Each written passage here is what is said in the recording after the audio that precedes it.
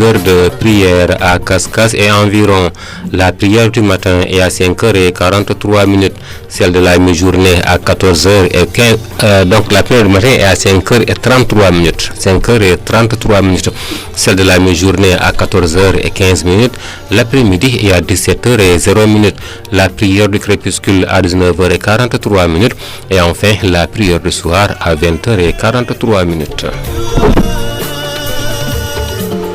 La seconde rubrique nous mène au bulletin météorologique, un bulletin valable du 12 juillet à 12h.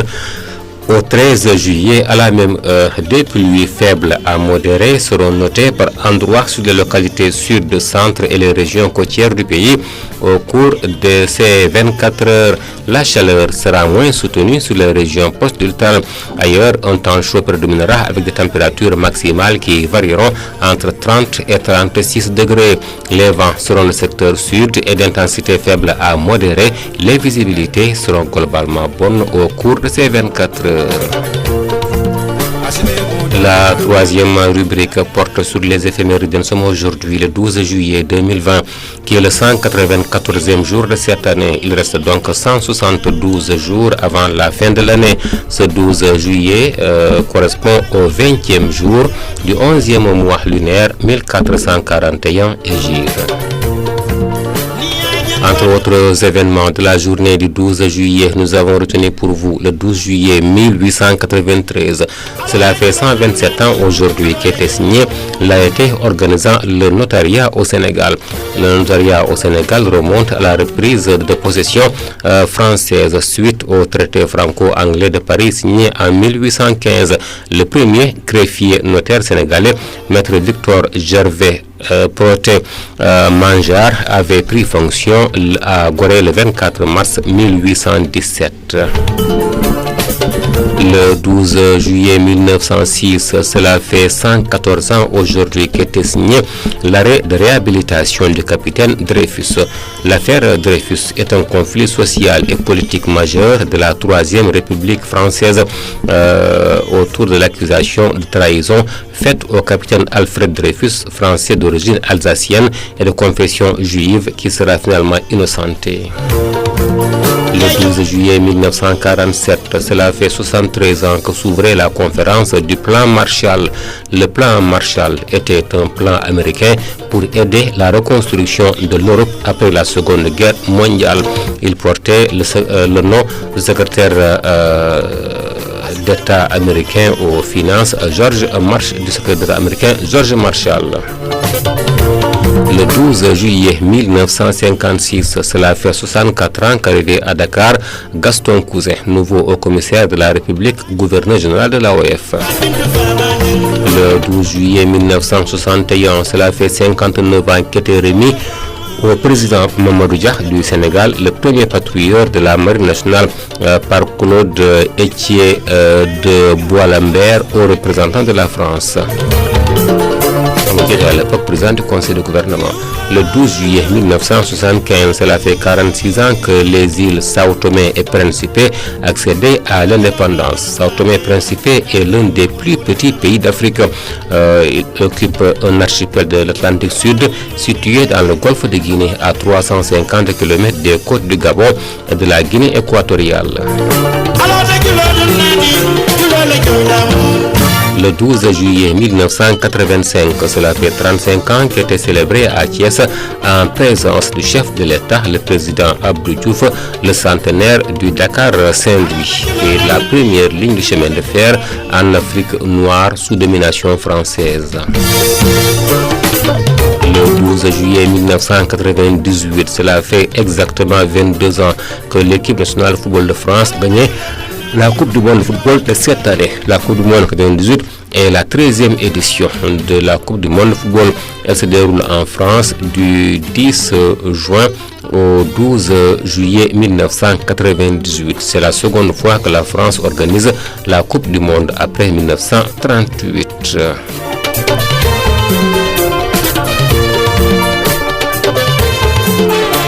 Il y a eu 32 équipes, donc le tournoi a démarré le 10 juin et s'est terminé le 12 juillet. Il y a eu 32 équipes, donc soit 174 participants. La France était vainqueur après avoir battu le Brésil en finale par le score de 3-0. La Croatie était venue en troisième position. Dans cette Coupe du Monde, il y a eu 171 buts marqués, soit une moyenne de 2,67 buts par match. Ronaldo du Brésil était désigné meilleur joueur de la compétition et Davor Suker de la Suisse était meilleur buteur avec 6 réalisations. Le 12 juillet 2002, cela fait 18 ans qu'était fondée l'Union africaine. Mais à Durban, en Afrique du Sud, et son premier président est le Sud-Africain Thabo Mbeki, qui était précédemment président en exercice de l'OUA. Les buts de l'Union africaine sont d'œuvrer à la promotion de la démocratie, des droits de l'homme et du développement à travers l'Afrique,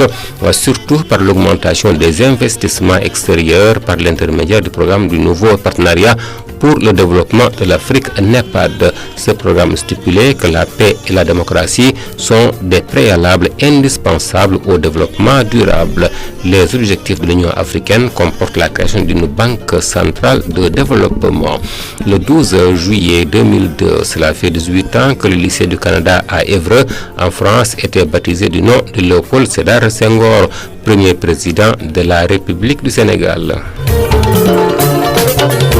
Le 12 juillet 2012, cela fait 8 ans que le Conseil constitutionnel publiait les résultats définitifs des élections législatives du 1er juillet qui avaient consacré une large victoire de la coalition présidentielle Benno Bokk Yakaar. 13 des 24 listes nationales en liste aux élections législatives ont fait élire au moins un député. La coalition Benno Bokk Yakaar de la mouvance présidentielle avait remporté 119 des 150 qui étaient à pourvoir, donc avait remporté 119 sièges des 150 qui étaient à pourvoir. L'opposition avait donc pris le reste, soit donc 31 sièges.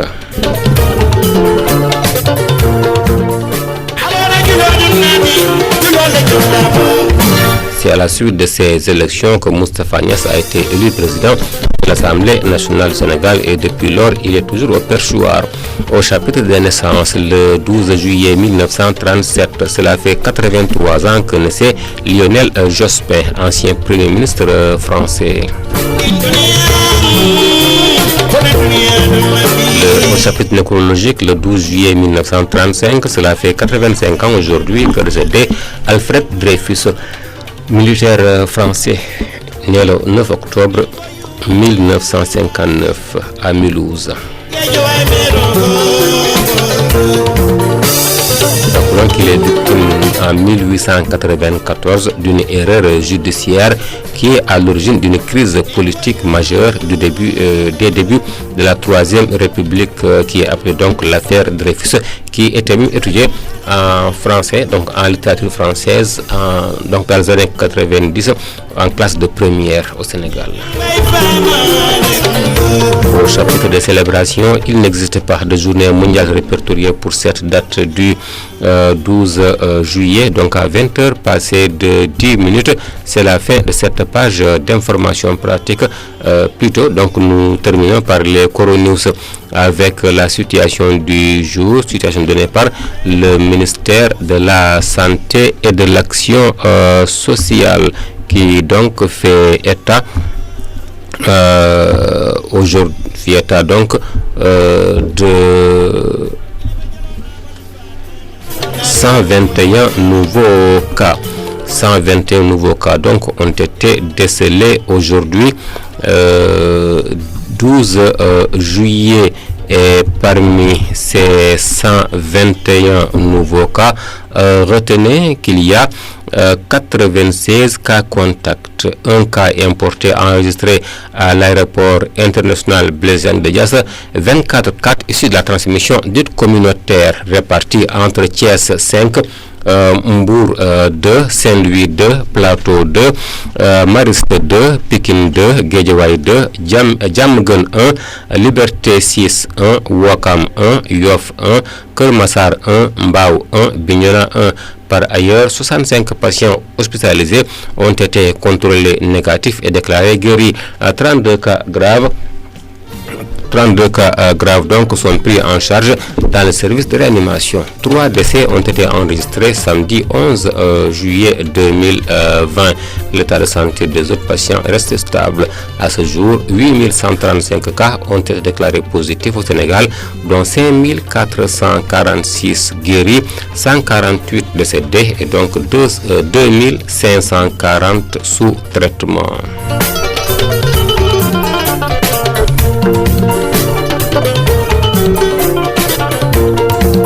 Pas terminer sans avoir une pensée pieuse à la fidèle auditrice de toutes les radios du Fouta, Houley Soibou Fall, décédé dans la nuit d'hier à Aram. Il a été inhumé ce mercredi, donc ce dimanche donc à Aram. Que la terre d'Aram lui soit légère, que le bon Dieu l'accueille dans son saint paradis, et toutes nos condoléances à toute la population d'Aram, mais aussi à tous les auditeurs des différentes radios, puisqu'elle était donc une auditrice de toutes les radios sans exception. Ainsi s'achève cette page d'information pratique. Merci de l'avoir suivi, mais ne quittez pas l'écoute. Dans un court instant, la version poulard. Le français revient dans quelques instants à partir de 20h30 avec la grande édition d'information.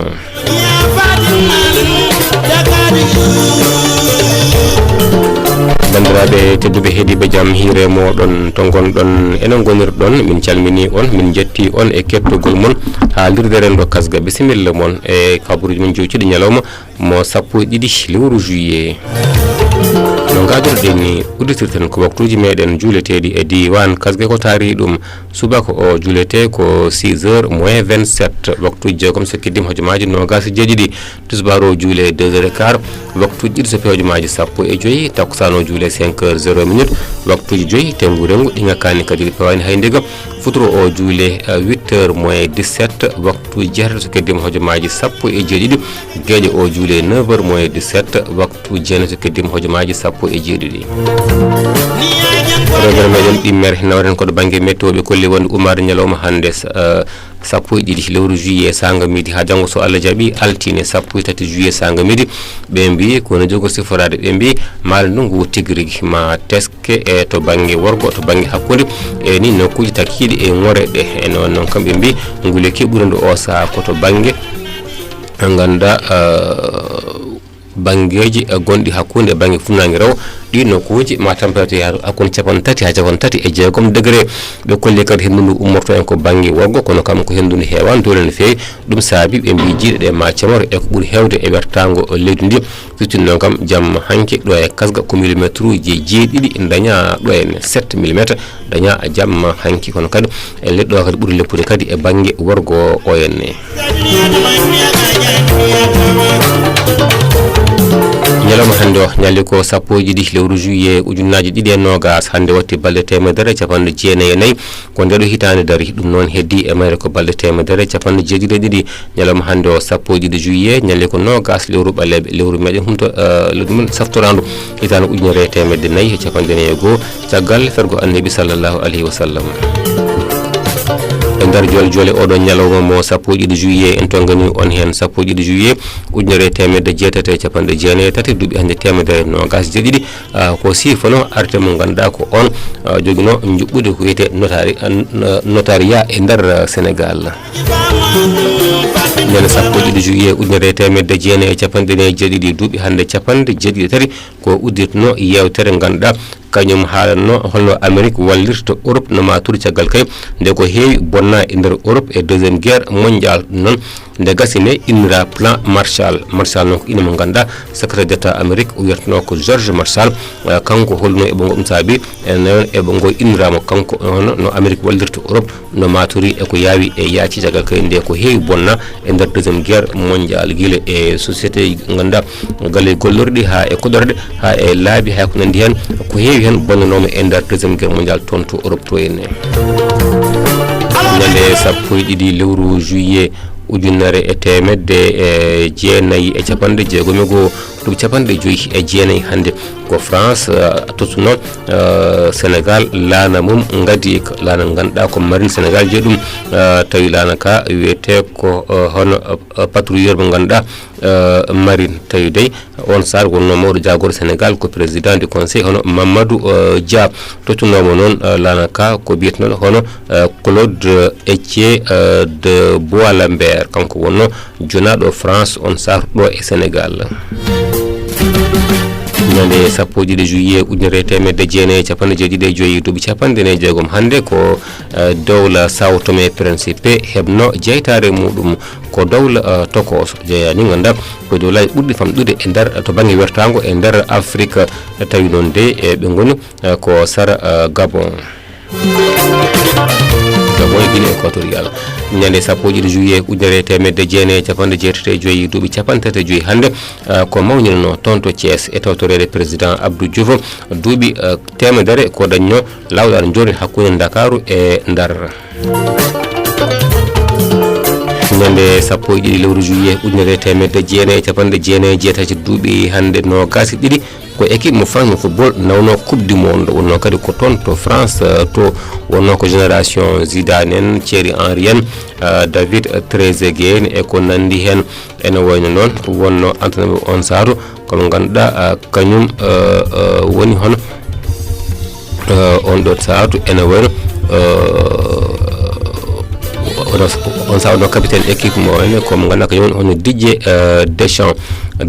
kañum wonno capitaine équipe mo France kanko woni hannde o saha kanko Deschamps entraîneur équipe mo France kanko ne kadi o nawi coupe du monde kadi e battidiɗo ɗo o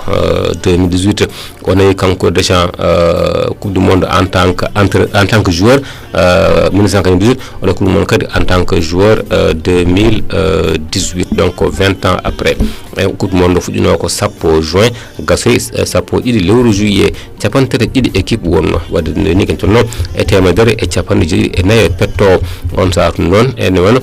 ko France nawi e Brésil ɓe piino final 3-0 équipe mo Croatie wonno 3e position ene wayno ko en tonno e temedere e capanɗe jeeɗiɗi e goo but markama hen Ronaldo mo Brésil wonno meilleur joueur on saatu ene wayno meilleur buteur o henne ko Davor Suker mo Croatie o dañno ko bituji jeegom sappo e ɗiɗi juillet ujunnaje ɗiɗi e ɗiɗi duuɓi sappo e jeetati hannde ko sifano kaccusgol hono kawtal biyetengal Union africaine tawi ni balɗe tati ko addi ɗum wanno e nder stade mo Durban to Afrique kono kam ɗum sifa ko sappo e ɗiɗi juillet 2002 président Afrique du Sud on Thabo Mbeki kañum addi wonde hoorejo Union africaine. ñande sappo e ɗiɗi juillet ujunnaje ɗiɗi e ɗiɗi duuɓi sappo e jeetati hannde ko lycée mo Canada wongo to wuuro ene wiye Évry toon to France innira Léopold Sédar Senghor kadi wonde président leydi Sénégal. ñande sappo e ɗiɗi juillet ujunnaje ɗiɗi sappo e ɗiɗi duuɓi jeetati hannde ko suudu yummo ñawal Sénégal saktuno jencude kupji denndi suɓgoji député ji bannoɗi ñande goo lewru juillet e nder leydi Sénégal on saatu e nder nogas e nayyi doggol sappo e tati kam dañi kam nanude ko bonbon ko fof kam député goto kono noon hono coalition Benno Bokk Yakar ardi noon ɓe dañi kamɓe ɓe daño kamɓe ko temedere e sappo e jeenayi député donc temedere sappo e jeenayi e nder temedere e capanɗe joyi député ji on saaru ɗo heddi ko won capantati e gooni woni ko opposition o dañño koye on saatu noon Moustapha Niass waɗa président assemblée ha o sama kala kanko woni président assemblée mo Sénégal. to banggue galgol aduna sappo e ɗiɗi juillet ujunere temedde jeenayi capantati e jeeɗiɗi ɗum capanɗe jeetati e tati hannde ko jibina Lionel Jospin o woni mawɗo jagorɗe France kanko Lionel Jospin o henne.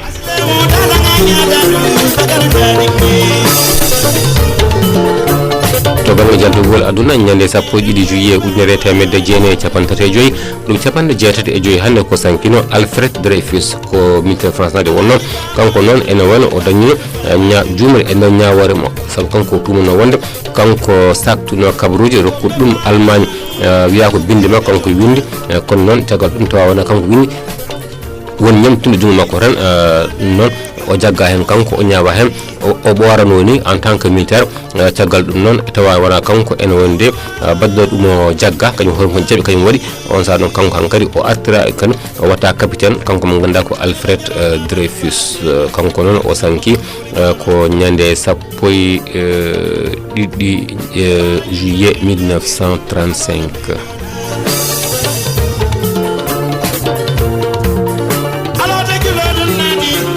ñawr makko ni kanko addino caɗele mawɗe no feewi to France to hakkude 1898 et 1906 ɗum e janggat noon ni e to banggue français ko wiyete littérature française wonno ko classe de première e nder kitale jawtuɗe ɗe henne sappo ɗiɗi juillet ujunnaji ɗe nogas ene wonno sakta cankugol Houleye Fall Houleye Soybou Fall o sanki ko toon to aram jam hanki hedde 1h du matin ko nden kabaru are men ene wayno noon ko hande e peete hande o wirna toon to aram dendagal bandiraɓe kala e neldidwa ko dendagal hono kalirɗe ɗe kala no noddirta kanko ene wayno kanko radio ɗi fof ko radio makko hettiyankoɓe fof kadi o nodda ga jewteɗe henna jewte kala battere omo heeɗo omo nodda e noon kadi won jewteɓe kañumen kadi o noddi ɗumen kadi noon ko cagatagal tigui rigui wonno lisan noon yalwimo yafan kanko dendagal mayɓe julɓe kala dendagal arame kuuɓal dendagal hettiyankoɓe kala e neldiɓe duwaw e nder ɗo ustare yo Allah hiɓɓan en yolde e nde hokka en no muñirɗen to banggue mawningol ñalawma hannde hay hunde ala ko mawninte hen ɗum noon natanten ko hono habaruji patuɗi e coronavirus ɗi ɓe kolli wonde hannde e nder Sénégal ko 121 tawano gonde mboroso o ɓen noon koye nder ujunere e temedere e jeetato neɗɗo firti kam ko nder temedere foof ko sappo piccal capanɗe jeenayyi ɗiɗi gonɗi hen ɓen 121 hen capanɗe jeenayo e jeegomo ko wonnoɓe e rewidede goto ko ummi ko caggal leydi rewi ko aéroport Blaise Diagne no gasano heddiɓe kañumen ko cas communautaire no gasano ɓe hen joyo koto Thiès ɗiɗo to Mbour ɗiɗo to Ndar ɗiɗo to Dakar Plateau ɗiɗo to Mariste ɗiɗo to Pikine ɗiɗo to Guédiawaye goto Diamaguène Liberté 6 goto Ouakam goto Yoff goto Keur Massar goto Mbao goto ɗum fof ko leydi Dakar Bignona goto ɓe kolli kadi hande capanɗe jeegom e joyo Allah waɗi celli certi RFI haalaɓe kono kadi capantati ɗiɗo ene goni ha joni e ko wiyete kalula ha woni ene goni ha joni e ko wiyete réanimation tatu noon kawri eldial ñalawma hanki aset 11 lewru juillet ɓe kolli guila mboroso o naata leydi ndi fewde hande ujunnaji jeetato e temedere e capanɗe tato e joyo memama hen ujunnaji joyo e temedde nayyo e capanɗe jeegom Allah waɗi celli temedere capanɗe jeetato Allah waɗi hande o saaha kawri eldial wadde o saaha ko ujunnaji ɗiɗi e temedde joyo e capanɗe nayyo goni e safare e nder nokkuji cafrirɗi ɗe ganduɗa ko ɗin mbaɗana wonduɓe hen ɓe henne ɗum noon uddirten ko konngol mawɗo o wi dokkuɗo nimsi ɓeydata sa rokki kam a nimsi ko dokkuɗa ko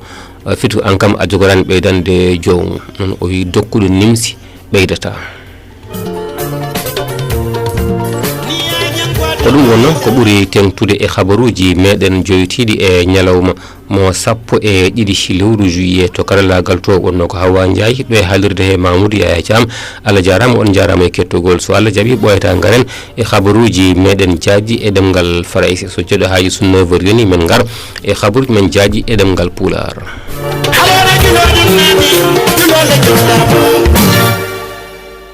Yo